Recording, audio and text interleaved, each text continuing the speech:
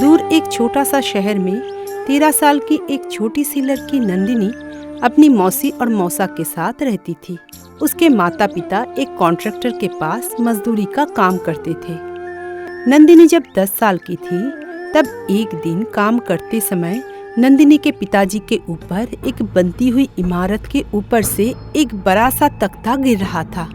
वो देख नंदिनी की माँ उसे बचाने के लिए आई, लेकिन वो तख्ता दोनों के ऊपर ही आकर गिरी। दोनों ही बहुत ज्यादा घायल हो गए और अस्पताल में दोनों की मौत हो गई।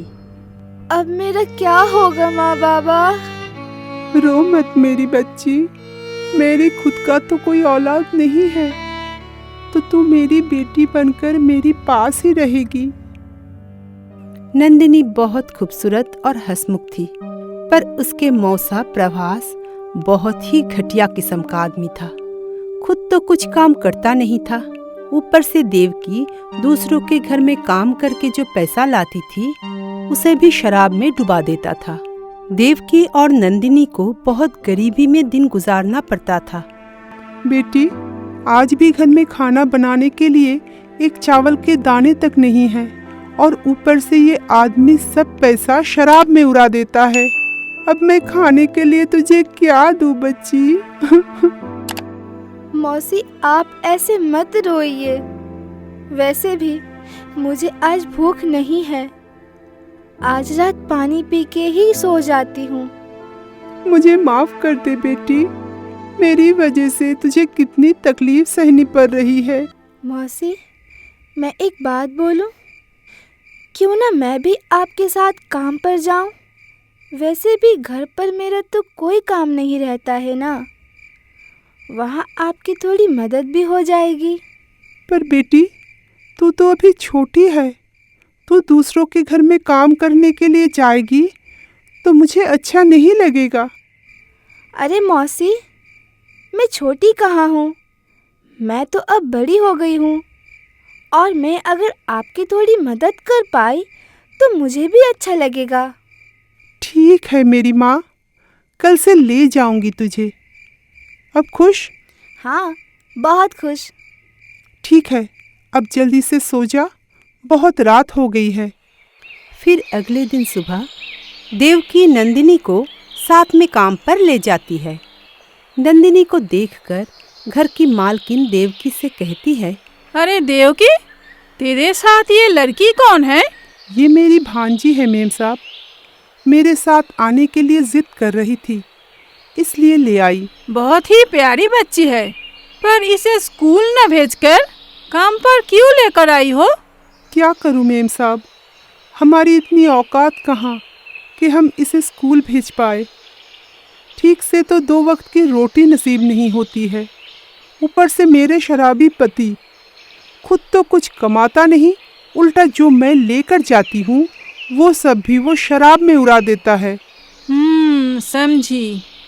ठीक है, तुम एक काम करो, बचा हुआ खाना घर लेकर चली जाओ और कल से मेरा बेटा राहुल नंदिनी को पढ़ाया करेगी। जी मेम साहब, आपका बहुत बहुत शुक्रिया। ये कहकर देवकी और नंदिनी दोनों घर चली जाती है और घर आकर देखती है प्रभास दारू पीकर घर की सारी चीज इधर उधर बिखर कर रख दिया है। ये सब देखकर नंदिनी प्रभास से कहता है, मौसा, आप क्यों इतना शराब पीते हैं? आपने तो शायद खाना भी नहीं खाया होगा। आप दिन भर ऐसे ही शराब पीते रहेंगे तो आपकी तबीयत खराब हो जाएगी। इतना शराब मत पिया कीजिए। चुप कर लड़की, एक दिन क्या घर से निकली तेरी जुबान कैंची की तरह चलने लगी। अब तू मुझे सिखाएगी क्या करना चाहिए और क्या नहीं। पर मैंने तो कुछ गलत नहीं कहा। चुप, एकदम चुप, और एक भी शब्द बोले तो तेरी जुबान खींचकर बाहर निकाल दूंगा। चुप हो जा नंदिनी, इसे छोड़ दे इसके हाल पर। तुझे भूख लगी होगी ना, चल तुझे खाना देती हूँ। फिर देवकी और नंदिनी मिलकर घर का सारा सामान समेटकर खाना खाकर सो जाती है। फिर अगले दिन सुबह देवकी नंदिनी को लेकर काम पर निकल जाती है और वहाँ सारा काम खत्म करके राहुल के पास पढ़ने के लिए बैठाती है। राहुल इस बार कॉलेज के फर्स्ट ईयर में भर्ती हुआ है। वो नंदिनी को कुछ किताब और लिखने का सामान देता है। ये लो, ये सब तुम अपने साथ ले जाओ। मैंने आज जो सिखाया उसे बाद में याद करना। ठीक है। नंदिनी की पढ़ाई के वजह से उस दिन दोनों को घर में आने में देर हो रही थी और प्रभास के पास शराब पीने के लिए पैसा नहीं था, इसलिए वो शराब के लिए पागलों की तरह कर रहा था। फिर वो देवकी और नंदिनी को आते हुए देखकर और भी गुस्सा हो गया और देवकी की बाल खींचकर उससे कहा, इतनी देर तू कहाँ थी? बोल, तुम दोनों के बहुत पर निकल आए हैं। इस पर को काटना ही पड़ेगा। ये लड़की जिस दिन से घर में आई है उस दिन से मेरा सुख चैन सब कुछ खत्म हो गया है। आप ऐसा क्यों बोल रहे हो? ये तो छोटी बच्ची है, ये तो हमारी लक्ष्मी है। आप इसे कुछ मत बोलिए। अरे काहे की लक्ष्मी? मुझे शराब पीने से रोकेगी? अब देखना मैं इस लक्ष्मी का क्या करता हूँ।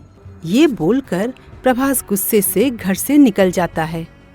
ये सब देखकर नंदिनी बहुत घबरा गई और रोने लगी। चुप हो जा मेरी बच्ची, रो मत। मैं तुझे कुछ नहीं होने दूंगी। मेरे होते हुए ये आदमी तेरा कुछ नहीं कर पाएगा। ऐसे 3 साल बीत गया। अब राहुल के पास पढ़ाई करके नंदिनी भी बहुत कुछ सीख गई थी।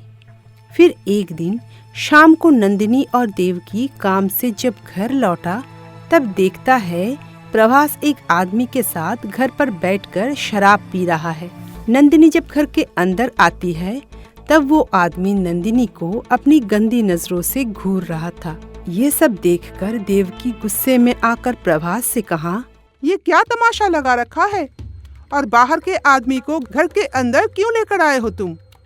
अभी इसी वक्त इस आदमी को घर से बाहर भेजो। ये क्या तेरे अकेले का घर है? ये मेरे घर में आई है। तेरा कोई हक नहीं बनता तू इसे बाहर निकाले। देवकी तब बहुत गुस्सा हो जाती है और झाड़ू लेकर उन लोगों के पास जब जाती है तब वो दोनों ही डरकर वहां से चले जाते हैं। बाहर जाने के बाद वो आदमी प्रभास से कहता है, प्रभास मेरे दोस्त, मैं तुझसे एक बात बोलूं? हाँ बोल। मुझे वो लड़की बहुत अच्छी लगी है। क्या तू मुझे वो लड़की देगा? क्या तुझे पता है तू क्या बोल रहा है? ऐसा नहीं हो सकता है। सोच ले, मैं इसका बहुत अच्छा कीमत दूंगा। अच्छा, कितना कीमत देगा? पूरे 50,000। देख, मंजूर है? रकम सुनकर लालच में प्रभास की आंखें चमकने लगी। हाँ मंजूर है। मैं सही मौका देखकर उसे तेरे हाथों सौंप दूंगा। आफत जाएगी मेरे घर से। फिर एक दिन नंदिनी की तबीयत थोड़ी खराब थी, इसलिए वो देवकी के साथ काम पर नहीं जा पाई और घर पर ही आराम कर रही थी। तब प्रभास मौका अच्छा देख नंदिनी से कहा, बेटा मुझे माफ कर दे। मैंने तुझे बहुत उल्टा सीधा कहा था। तेरी तबीयत कुछ ठीक नहीं है। तू मेरे साथ डॉक्टर के पास चल। दवाई खाएगी तो जल्दी से ठीक हो जाएगी। ये सुनकर नंदिनी बहुत खुश हो जाती है और कुछ ना सोचकर प्रभास के साथ जाने के लिए तैयार हो गई। लेकिन प्रभास उसे उसी आदमी के पास लेकर आया। उस आदमी को देखकर नंदिनी को शक हो गया। मौसा, आप तो मुझे डॉक्टर के पास ले जाने वाले थे, फिर इस आदमी के पास क्यों लेकर आए? यही तो तेरा डॉक्टर है। नंदिनी कुछ समझने से पहले ही उसे एक नशीली चीज सुंघाकर बेहोश करके प्रभास उस आदमी से पैसा लेकर चला जाता है।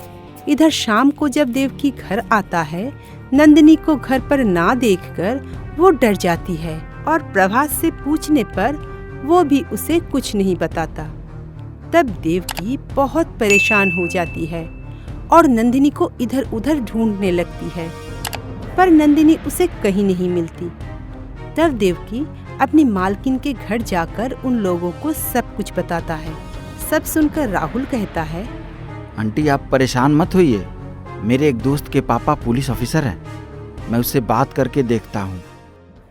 तुरंत ही राहुल उस ऑफिसर को इस घटना के बारे में बताता है। सब सुनकर वो ऑफिसर पहले प्रभास को अरेस्ट करते हैं, फिर उसे मार मार कर उस आदमी के बारे में पता कर लेते हैं। फिर राहुल पुलिस को लेकर नंदिनी को ढूंढने के लिए निकल पड़ता है। देर रात को वो लोग एक पुराने गोडाउन के पास आते हैं। अंदर वो हैवान नंदिनी के साथ जबरदस्ती कर रहा था। ये सब देखकर पुलिस तुरंत घर के अंदर घुस जाता है और उसको गिरफ्तार कर लेते हैं। नंदिनी डर के मारे जाकर राहुल को कस के पकड़ लेती है। घबराओ नहीं, मैं आ गया हूँ। 3 सालों से नंदिनी को पढ़ाते हुए राहुल के दिल में नंदिनी एक जगह बना ली थी। उसकी माँ भी नंदिनी से बहुत प्यार करती थी, इसलिए राहुल उसकी माँ से कहा, माँ आप तो नंदिनी को पसंद करती ही हैं और मैं भी शायद उससे प्यार करने लगा हूँ, तो मैं उससे शादी करना चाहता हूँ। उसकी माँ खुशी से मान जाती है। फिर राहुल बड़े धूमधाम से नंदिनी से शादी कर लेती है और शादी के बाद राहुल और उसकी माँ नंदिनी से बहुत प्यार करती है। ये देख देवकी भी निश्चिंत हो जाती है।